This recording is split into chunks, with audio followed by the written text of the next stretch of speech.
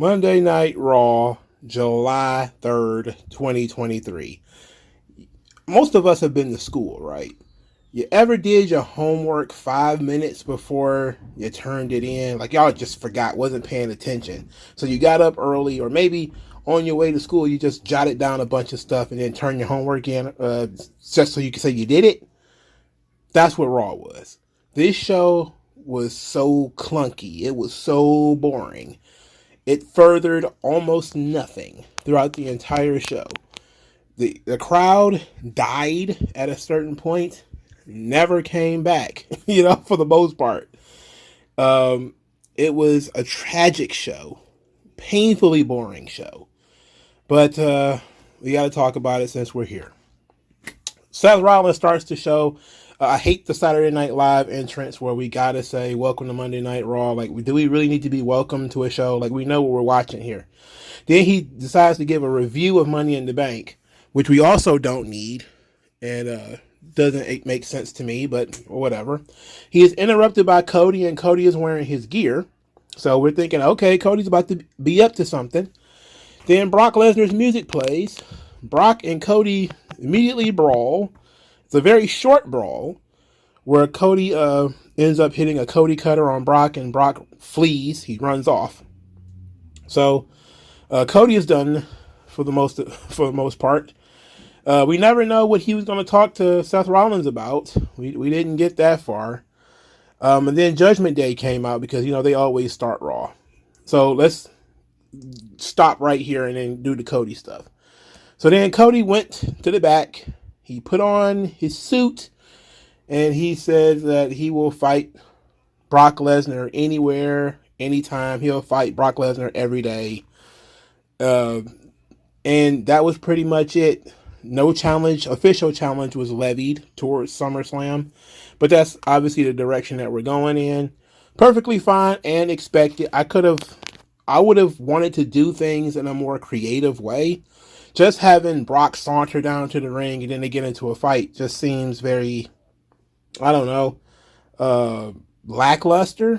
And to me, it felt like they didn't put any thought into that. It's like, oh yeah, we just got to show you that Brock is here. And then Brock didn't do anything else for the rest of the show. So it's not like he attacked Cody in the back or something like that. Just nothing. He showed up, fisticuffs with Cody, and then disappeared. This was a completely waste of a Brock Lesnar date. It was a waste of time. Absolutely. So Judgment Day. Let's go back to Judgment Day. Judgment Day interrupted Seth Rollins because apparently he wasn't done talking. He noted, of course, that Finn Balor was not with the group. Judgment Day, specifically Rhea Ripley and Damian Priest, told him to mind his own business while Finn Balor isn't there. Then Damian Priest, of course, threatens to cash in the Money in the Bank. And then Dominic tries to talk, but of course, Dominic can't speak because the crowd is yelling at him. Rhea Ripley instead pulls her Medusa and reads his mind and says that Dirty Dom, that's what they're calling him now, Dirty Dominic Mysterio, challenges Seth Rollins to a match tonight. Seth knows that it's a trap, that it's one big old setup, but because he's a babyface, stupid idiot, he decided to walk right into it. So he accepted Dominic's challenge. So despite that, Damian Priest was on first. Damian Priest wrestled Shinsuke Nakamura in a match that meant nothing and went nowhere. But it did show that Damian Priest is more aggressive. He is more focused, I think. So this was a solid enough match. Nakamura was in the match being very coy with Rhea, doing a little dance and blowing her kisses and stuff. It was fun. But Nakamura takes the L to the South of Heaven, which I guess is Damian Priest's finisher now. Which, you know what? I'm okay with that. I'm okay with the South of Heaven being his finisher. Later, Dominic Mysterio and Seth Rollins, they have the match. The match is about 10 to 12 minutes. Then Damian Priest appeared out of nowhere and beat the tar out of Seth Rollins.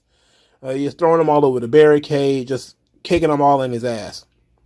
Then Dominic, let me slow down a little bit. Damian Priest was about to razor's edge Seth Rollins through a table. At that point, he escaped, and he started fighting Damian Priest off when Dominic Mysterio hit him in the back of the head with the briefcase. They rolled Seth in the ring. Now Dominic and Rhea is telling Damian Priest to cash in his briefcase. Damian Priest gets the briefcase. He's getting in the ring, and then immediately Finn Balor jumps on Seth Rollins and starts kicking Seth Rollins all in his ass. While he's about to hit the coup de grace from the top rope, Damian Priest and Finn Balor start to argue.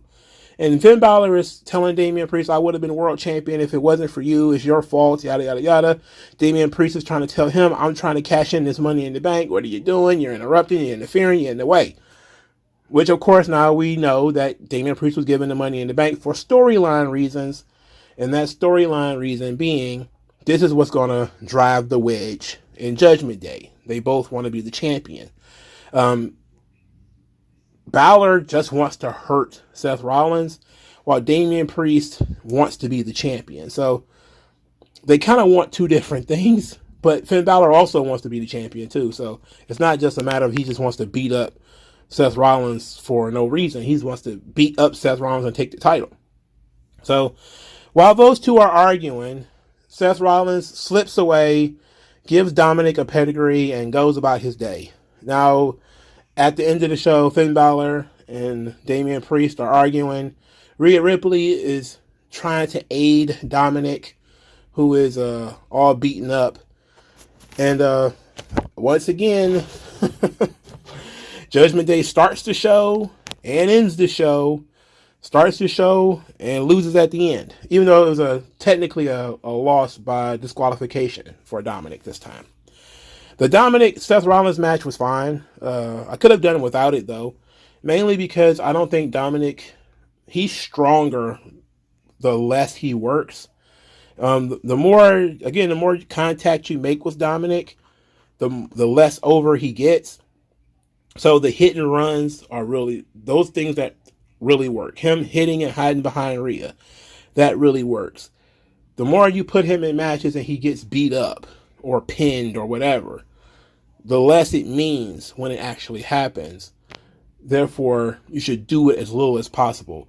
And I don't like WWE's format of we have to do something at the beginning of the show that leads to the main event. And then what you do at the beginning of the show is not in any way exciting. It's a 20-minute talking segment. It's like, I love promos. I love skits. I love these things. But they have to be going somewhere. They have to be doing something entertaining. Seth Rollins just standing in the ring doing a Saturday Night Live monologue like this is Mad TV or something like that is not interesting. Sorry. You know? Should you mix it up and maybe start with a match immediately sometimes, or you start with some kind of angle or something like that, but this is not what I'm getting out of Raw. Like, again, this is what made it feel very patchwork to me. Like, we're figuring it out, so just sit through this 20-25 minute talking segment and we'll figure it out. It's like, no. Especially since I don't want to hear any of the stuff anything these people have to say. Anyway, Dominic adopting the name Dirty Dominic. I like it. I like the alliteration. It's good. It works. I wonder if Dutch Mantel going to complain. So we got Medusa complaining about Trish Stratus using her moves and all this kind of stuff. Sergeant Slaughter's complaining that, Lacey Evans is using my move and they didn't ask for permission. So now is Dutch Mantel going to come out of nowhere and say, well, I was Dirty Dutch back in the territories. So why is this kid calling himself dirty? That's my gimmick. Like, dude, you're 60. Like all these people who are complaining, like, bro, you over 50, it's over with. Nobody can. The idea that Medusa would be upset about Trish Stratus using her moves and stuff like this. It's like, are you serious? You that petty? The same thing with Sergeant Slaughter. Is like, are you that petty? Do you not have anything else going on in your life that you're upset that a young wrestler is using your moves? As if that shit matters anyway. It'd be one thing if you were still on the roster, but they're stealing moves from each other now, and they're all on the same roster. Like Petey Williams still wrestles, and everybody and their mama doing the Canadian Destroyer. Let's get over it, okay? So, Dirty Dominic, I like it. It works, and it fits his gimmick. Jailhouse Dom, okay, but Dirty Dominic fits. I like that.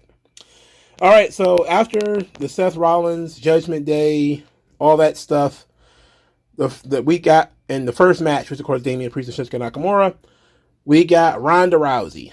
The moment Ronda Rousey comes out there, she doesn't even get a word out before Shayna Baszler comes out and cuts the best promo she has ever cut in her life. The best one she's ever cut in her life. She says she's not the only one that's tired of trying to hear Ronda Rousey speak. Ronda Rousey says, well, just give me an explanation. You said, you're such a narcissist. You think I owe you an apology? You think I owe you an explanation? Only thing I owe is an apology to these people for bringing you into this business. Then she starts talking about how she paid her dues. She put together the ring. She did all this stuff. That she loves this. She loves wrestling. And Ronda ruined it for her. That she paid her dues. She busted her ass. She went through NXT and all this kind of stuff. While Ronda waltzed in at WrestleMania. It says that just knowing that Shayna Baszler is pissed about, Ronda Rousey getting preferential treatment is really good. So they had some more words and then they started to fight. The fight scene was okay. It ended with Shayna Baszler with a running knee to Ronda's head. Ronda sold it a little bit and then started yelling about how this isn't over and that she wants Shayna Baszler to come back and finish it and all this kind of stuff. Of course, we know that the idea of Ronda being the babyface in this scenario ain't going to work. We know that, right? Ronda is not the babyface. Everybody was cheering everything that Shayna Baszler said because it was true. Shayna Baszler did bust her ass to get into the business. And this was after she had done all the mixed martial arts stuff. She does actually dedicate more time and effort into pro wrestling than Ronda Rousey does. She has more passion for the business than Ronda Rousey does. So I like this. I really like this. I like this a lot. Now, Dave Meltzer has put out here that there's a hard out date for Ronda Rousey and that she's leaving the WWE soon. It's going to be before WrestleMania, which means it's nebulous. We don't know when that is. Is it the day before WrestleMania? Is it 2 days before WrestleMania? Is it, it's hard to say when it's actually going to be, right? To be quite honest, saying that there's a hard out date makes no sense because every contract has a hard out date. There's a date in which the contract is over. And if she has decided she's not going to renew, or WWE have decided they're not going to renew, or whatever the case may be, then she's going to leave. That's fine. That's a completely different statement than saying, well, there's a hard out date. Like she's going to get ejected out of the building or something like that. like, no. There's a start date and an end date on her contract. That if that end date is coming up, then that's what we're saying is, her contract is about to expire and maybe she's choosing not to renew. And so she might be trying to do this on the way out. She wanted to have a little bit of a run with Shayna, and then she's going to work with Shayna, one-on-one, have this match or this set of matches or whatever, and then she's going to leave. That makes sense. Perfect sense. And wouldn't be able to argue with that if that was the case, but trying to make it seem like, okay, it's a ticking time bomb that's just bound to explode. It's like, what? Everybody has a hard out on their contract. It's all about whether it's going to be renewed or not. There's a start date and an end date. You don't sign a contract with no end date. That literally doesn't make sense. That's bad business. So, it would explain why the odd decision to break them up while they were still a tag team, because they did get a lot of juice on this thing. So I'm okay with it. If Ronda leaves, what happens? Well, I saw some people say that Ronda Rousey has been the only woman, really, that has fought and typically won against the Office in terms of pushing for storylines and pushing for things that she wants. Now, that's not entirely true. We know that Becky Lynch has a pretty good hit rate when it comes to getting things that she wants. And I think Bayley has a fairly good hit rate, too. Especially since the change over to Triple H. Bayley's hit rate has increased quite a bit. She's been getting most of what she wants. And Charlotte, of course, we know. Charlotte gets whatever she wants, too. The issue is they lose a pretty big star. Look, Ronda Rousey, I think, had peaked in WWE. And she probably peaked a year or two ago, if we're being honest. I think they did everything they could do with Ronda. Once she became like a normal roster member, the interest in her diminished a lot.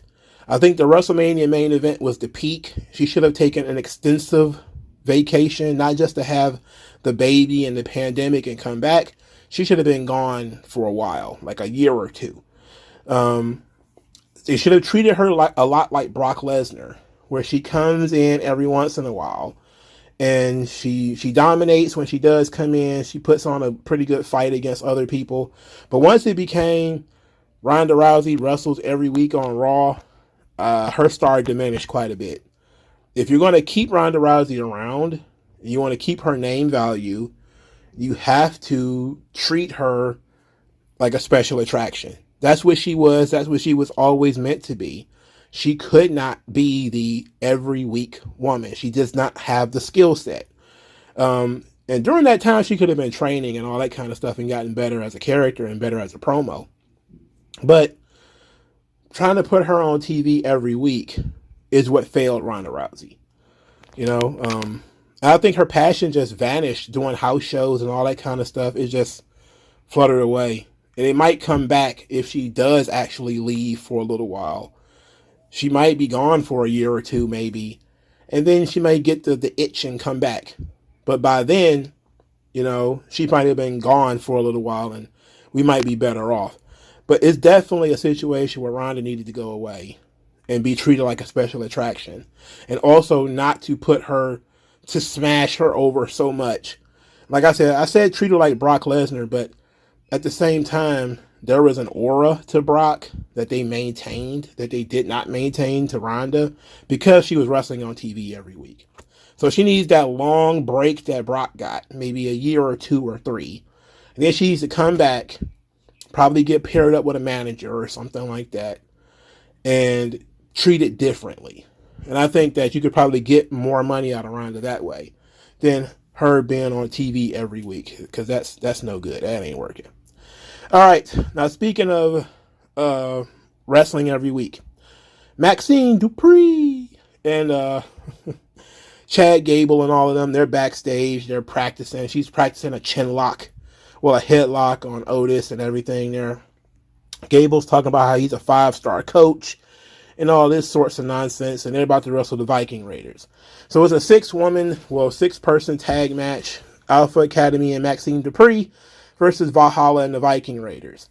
This match actually got over, and it got over because Maxine is a rookie, and people was interested in what she could do. And they actually invested time into this storyline. It would have been nice if they'd invested more time into Maxine's training. We could have saw more. That's the difference between Vince and Triple H, man. I think Vince would have had her chasing chickens out in the rain and all this kind of stuff. And it would have been far more fun. It would have showed a different layer of her personality and all this kind of stuff. Just stuff that Triple H refuses to do. Even when he got boring, nothing shows like this, he still refuses to just take things and fill the show, fill time with it. It's just you got this incredible production team and you just don't use it. You do create vignettes, but it's basically dark screen, person talks, you see them do their big move, they keep talking. It's like, no, we need like crazy skits. Like somebody posted a screenshot of the Mickey James Trish Stratus storyline where Mickey James was sitting in a room with all the pictures of Trish Stratus on the wall. And I was just like, man, remember when wrestling used to do weird stuff like that? Like, to show her obsession with Trish Stratus, we see pictures of, Trish Stratus all over the wall and Mickey James sitting in the middle of the room looking like super creepy and weird. Like, that's the kind of stuff that you do remember. That's the kind of stuff that people have grown up with when it comes to WWE. It's also the kind of stuff Triple H is not interested in doing. And this is why you get toast dry episodes of Raw like this. Anyway, the match got over because Maxine Dupree was involved, and that's what everybody was waiting for. It also helps that Otis is very likable. He's a very likable guy. He did the Caterpillar in this match, which always gets over big. The Booker T corner spot is what led to the finish, and Maxine Dupree pinned Valhalla. And I can't tell you that it's, of all the people we yell about and it's time for them to go away, the Viking Raiders they're on that list. At the very least, it's time to change the gimmick. If you're not going to fire them, at the very least, drop the Viking shit. All right? At the very least, the Viking stuff is not getting over. It ain't working. I don't care if that's who they really are. Nothing. I don't give a fuck. It ain't working. It's been 3 years or more of this. Like, they should be, like, if it ends up with them just being like Southern Comfort, like, or something like that, just two big dudes in suits or something, I don't know. But the Viking shit ain't working. Clearly it's not going in the right direction. They ain't over, and nobody cares. So let's drop the Viking shit. If you want to keep them around, drop the Viking shit. It's just not working. All right. So now we got the dead spot of Monday Night Raw.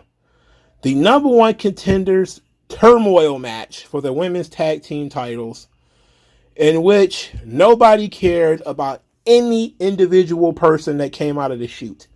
The teams were Sonya Deville and Chelsea Green, who won, and they ran the table. A heel team runs the table. Should tell you everything you need to know about this.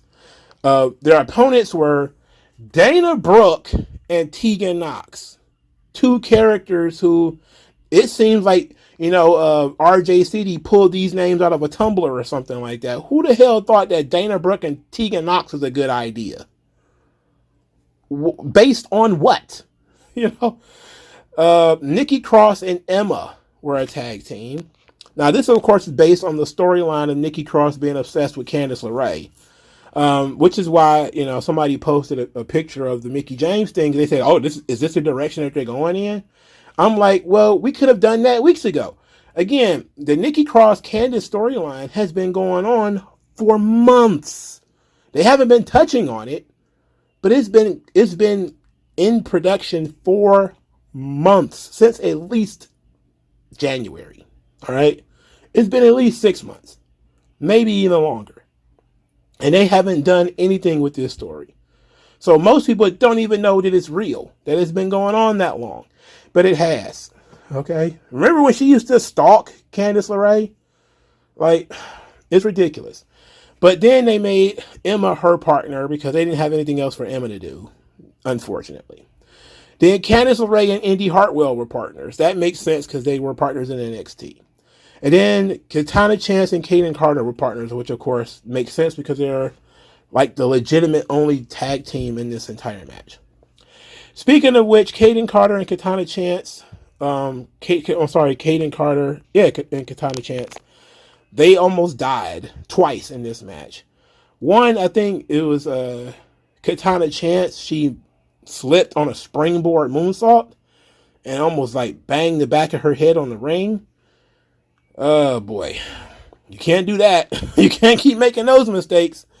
The second was the elevated hurricanrana from the top rope, which looked nasty. I was so glad to see that Chelsea Green made it all the way over. I was very glad to see that, but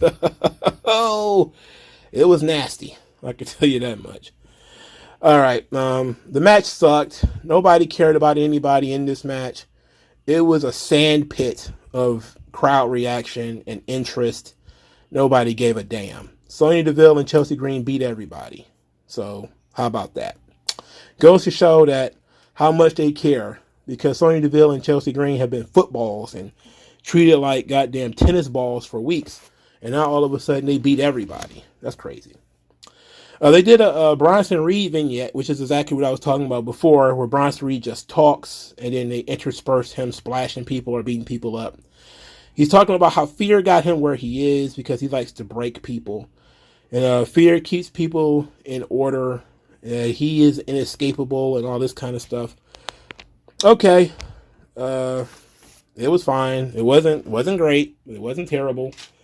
It was what it was. All right, moving on.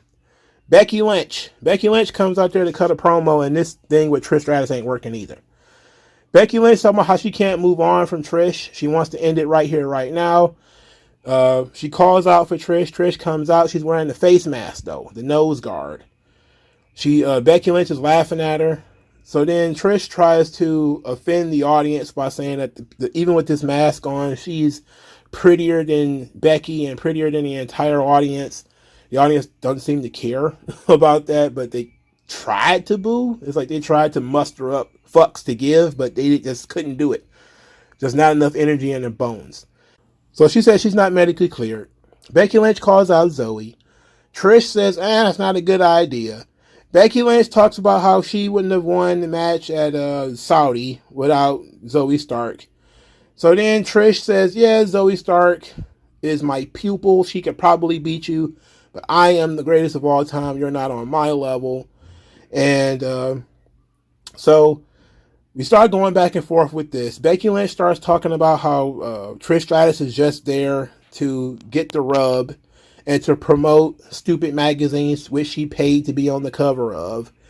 And said that Zoe Stark is wearing her merchandise. And where is Zoe Stark going to be when Trish leaves?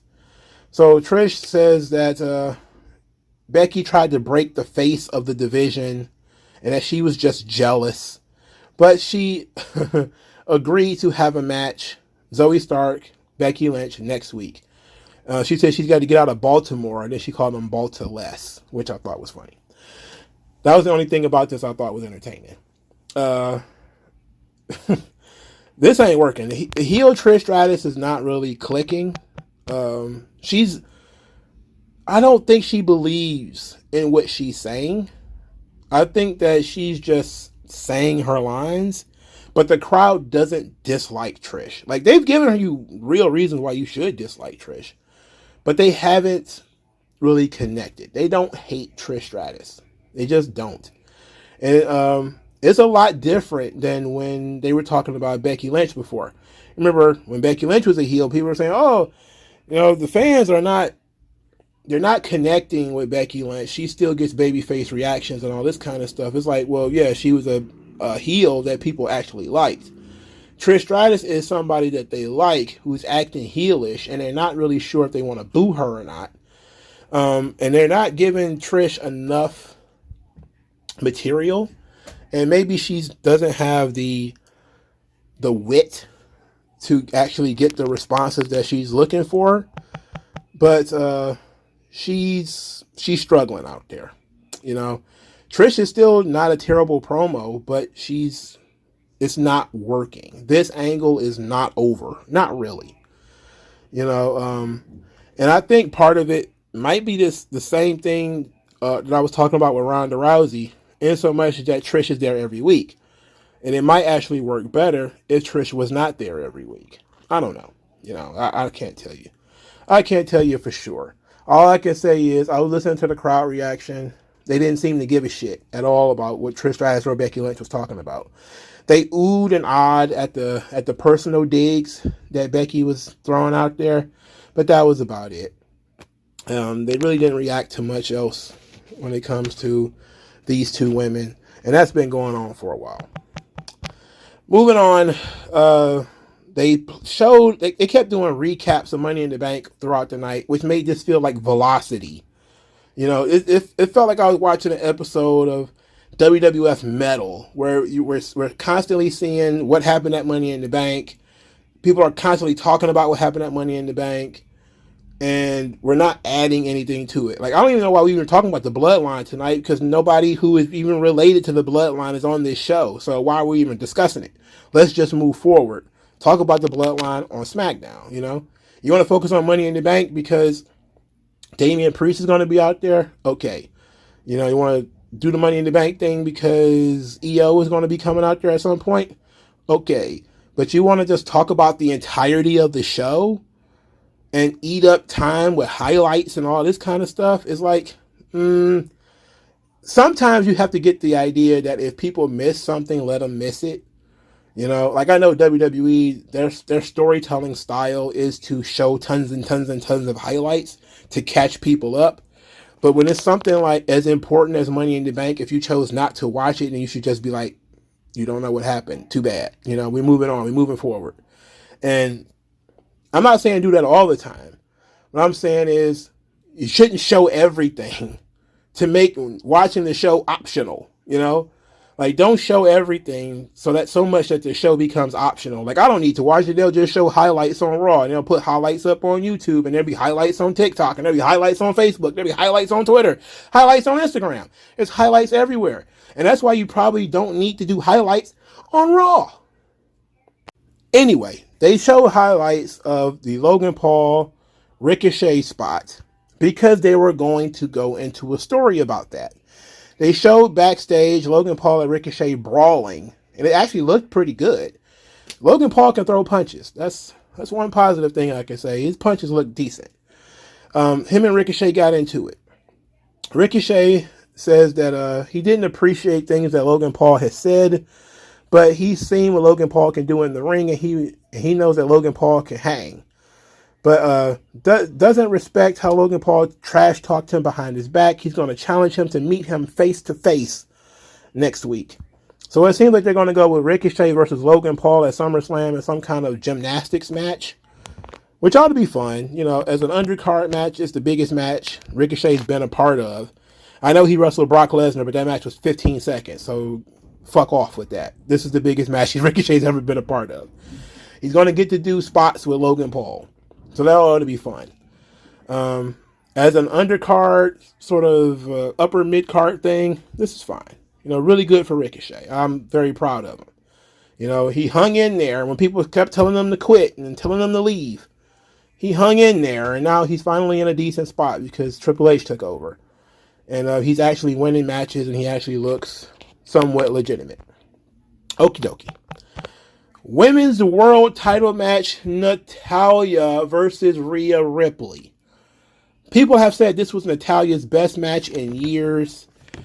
And that somebody even said if Natalya had wrestled like this in every match, I wouldn't think she was total butt cheeks. Look, here's the thing. I never questioned whether Natalya could wrestle or not. I hate the fact that Natalya can only wrestle. That's it. Her entire career has just been, hey, if you put Natalya in the ring, she can work. It's like, okay, but what about anything else? There's literally nothing else going on with Natalya. She's got big fake boobs. She got all that shit to her face. She's got the personality of plankton. Why does this woman keep getting opportunities? And I saw a lot of I don't know why I keep falling into the Diva Stand hole and stuff like that, but people, and they have a good point. What was the purpose of all of these rematches when you hired people like Tegan Nox and Emma and Piper and Candice and Mia and all these? What was the point of bringing all them back if we just don't keep putting Natalya in this spot? Like, how many times you have to beat up Natalya? There was no question that Rhea Ripley was going to beat Natalya. So what was the big deal? Why did this match have to be so long? Why did it have to be so competitive? So Natalya could look good? Who the hell's thinking about Natalya? Oh, the bright future of Natalya. Nobody cares about her, man. We need to move on. Come on, man. Triple H. It ain't 2012, man. It's 2023. Natalya is old hat. If she can't keep up, let her go. Do something. I'm not all about just randomly firing people, but my God, you gotta do something. I'm sorry. This ain't working. She sucks. And I don't care how technically good this match was. But just the general idea of her being in this match is offensive to me after we just saw her get squashed by Rhea Ripley twice. What kind of storyline is that? Oh yeah, I'm going to squash you twice and then we're going to have a 15-minute banger. Come on. Get the hell out of here. Stupid. Moving on. Ciampa. Ciampa is, he says that he finally sees the spark in The Miz.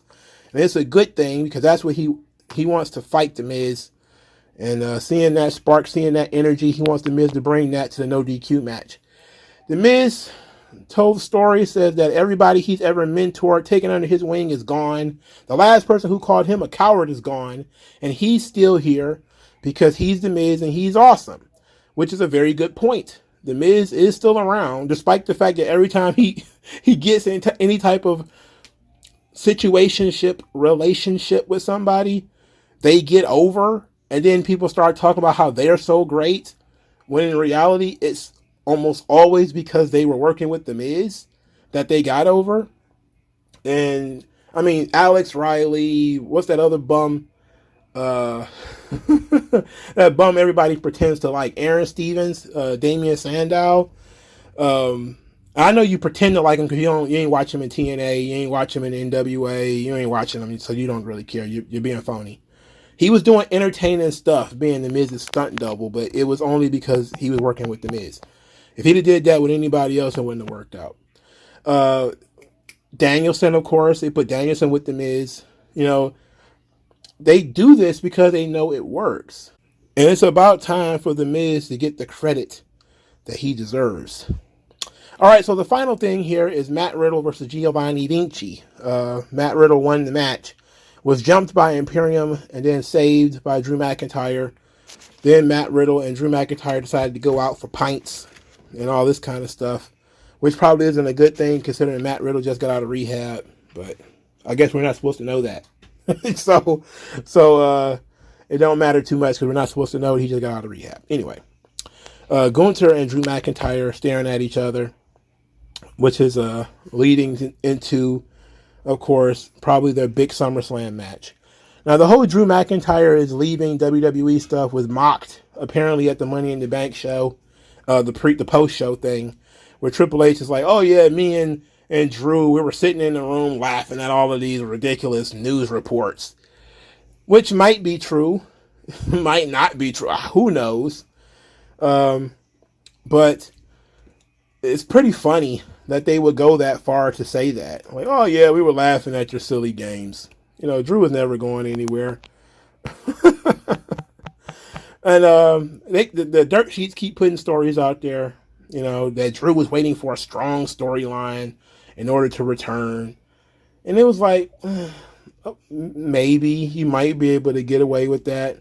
But there's also typical top guy burnout where Drew had been on TV consistently all this time, and his spot was diminishing. Now he was basically doing tag team stuff with Sheamus, and that ended up with him being in a triple threat match at WrestleMania, not having his own spot.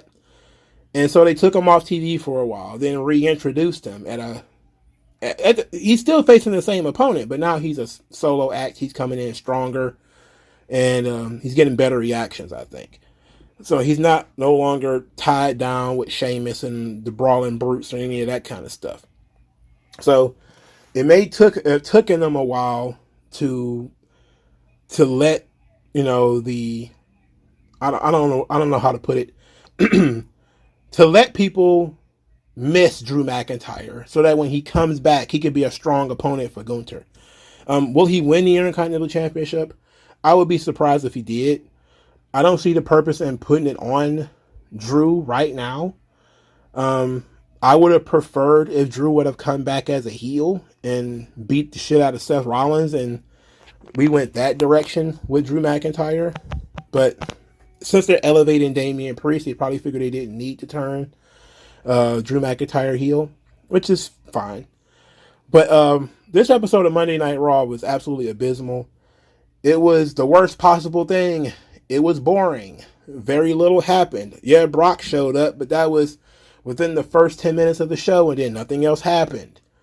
You know, I'm not saying crash TV it and, you know, have 100 things happening in the first hour, but at the very least, you know, if you're going to show highlights and build off of Money in the Bank, let's have some serious storyline build off of Money in the Bank. Let's have some serious storyline build off this stuff.